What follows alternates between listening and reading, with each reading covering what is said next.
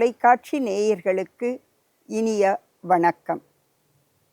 இன்று நாம் தெய்வீக கீர்த்தனையில் திருமூலரின் திருமந்திரத்தில் முதலாவது தந்திரமான 40வது பாடலை தெய்வீக கீர்த்தனையில் பார்க்கப் போகிறோம். அந்த பாடல் வரிகள் மிகவும் அழகானது.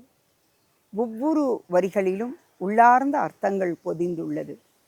ரகசியம் சொல்வதில் திருமூலரை விஞ்ச முடியாது. இதோ அந்த பாடல் வரிகள் வருகின்றன.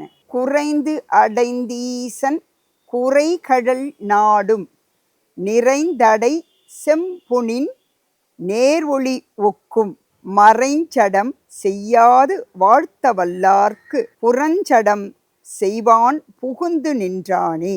குறைந்தடைந்தீசன் குறைகடல் நாடும் நிறைந்தடை செம்பொனின் நேர்வொளி ஒக்கும் மறைஞ்சடம் செய்யாது வாழ்த்த வல்லார் புறஞ்சடம் செய்வான் புகுந்து நின்றானே. குறைந்து, நிறைந்து, புறம் சடை, மறைசடம், இப்படி 4 வரிகளை பார்க்க போகிறோம். இந்த 4 வரிகளில் குறைந்து நிறைந்து, குறைந்து என்பது இறைவனிடத்திலே அன்பு செலுத்தாதவர்களை, எல்லாருமே இறைவனிடத்தில் நான் போன இதிலேயே சொல்லியிருந்தேன், பின்னால் சொல்கிறேன்னு.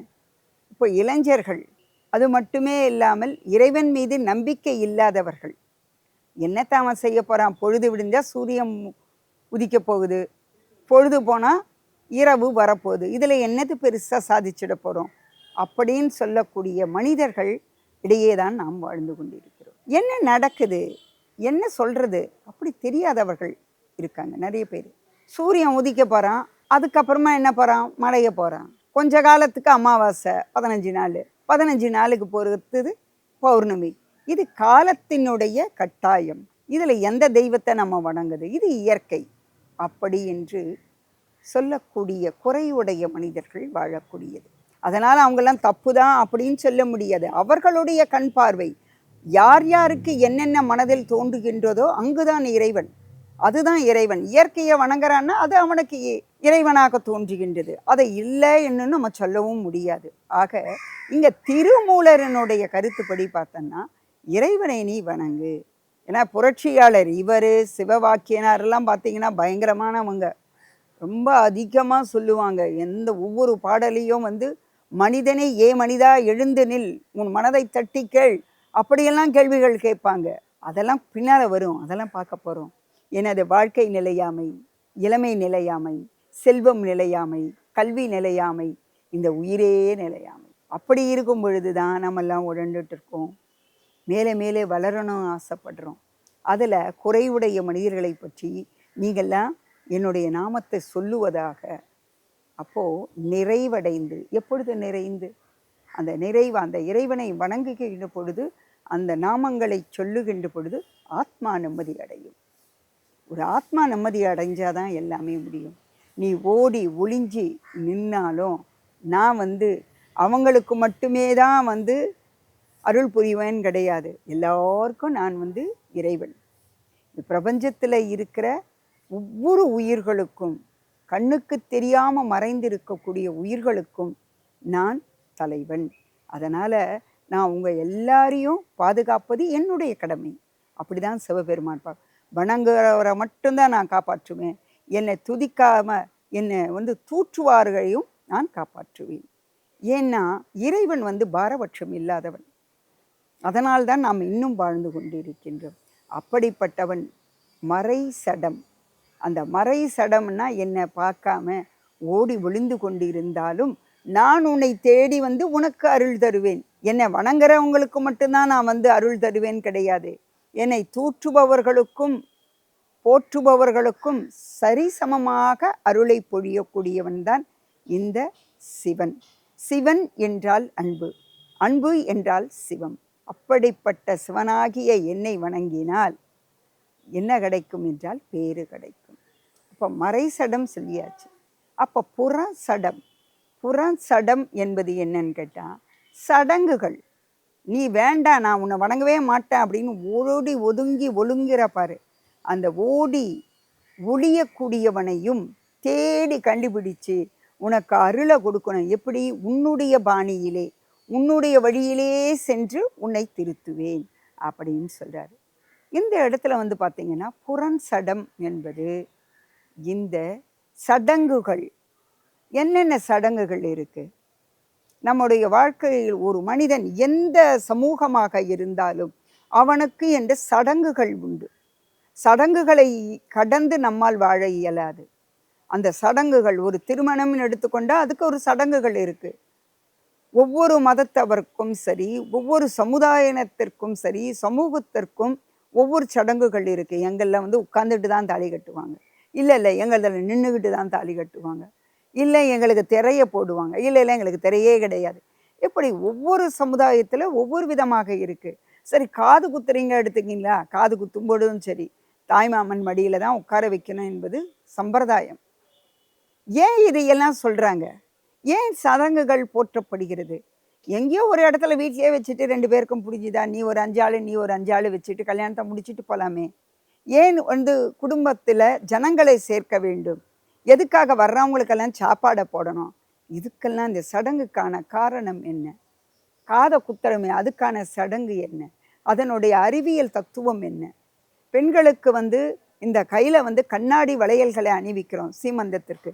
அதற்கான சடங்குக்கான அறிவியல் கருத்து என்ன? இதை பற்றியெல்லாம் ஒளிந்து, ஒளிந்து என்றால் மறைத்து யார் சொல்லப்படுகிறார்கள்?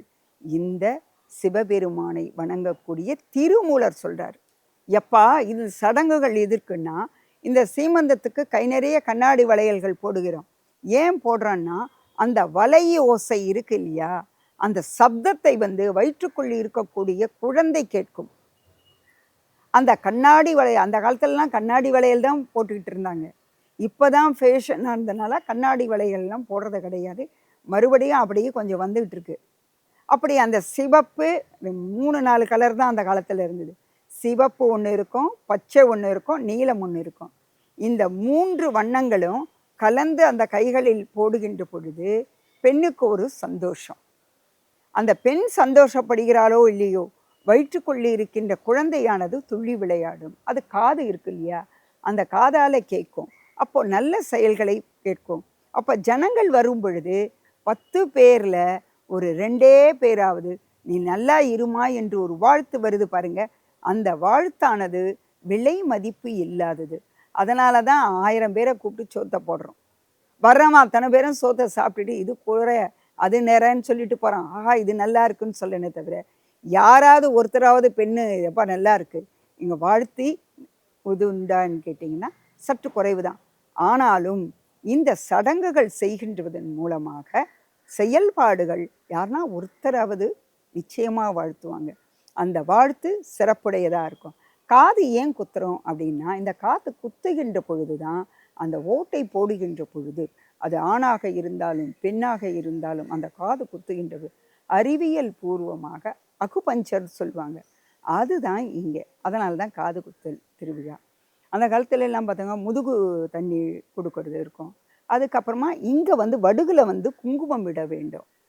அது வந்து எதுக்காகன்னு சொன்னால், இந்த குங்குமம் தயாரிக்கின்ற பொழுது, இந்த குங்குமம் எதில் தயாரிக்கிறேன்னு கேட்டால் மஞ்சள். மஞ்சள் அதுக்கு பிறகு பார்த்தோம்னா, இந்த ஆண்கள் எல்லாம் முகச்சவரம் செய்யும் பொழுது படிகாரம் என்ற ஒரு இது வச்சுருப்பாங்க. அந்த படிகாரம், அதுக்கப்புறம் சுண்ணாம்பு, இந்த கலவைகளை கொண்டுதான் அவர்கள் குங்குமத்தை செய்வார்கள்.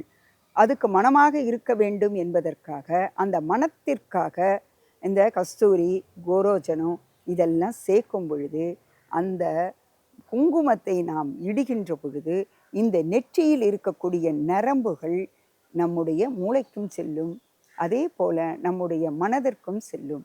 அதனால தான் இந்த குங்குமத்தை வைக்க வேண்டும்.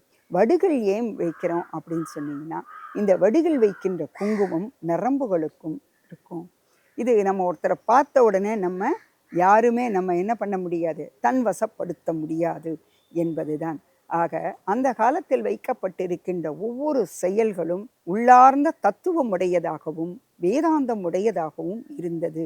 அதைத்தான் திருமூலர் தம்முடைய பாடலில் மிக அழகாக மறைசடம் புறஞ்சடம் என்பதன் மூலமாக வெளிப்படுத்துகின்றார். இதனுடைய ரகசியம் அறிந்து அதன்படி நாம் இந்த பாடலை ஓதி நல்லருள் பெறுவோம் என கூறி உங்களிடம் இருந்து விடைபெறுகிறேன். நன்றி, வணக்கம்.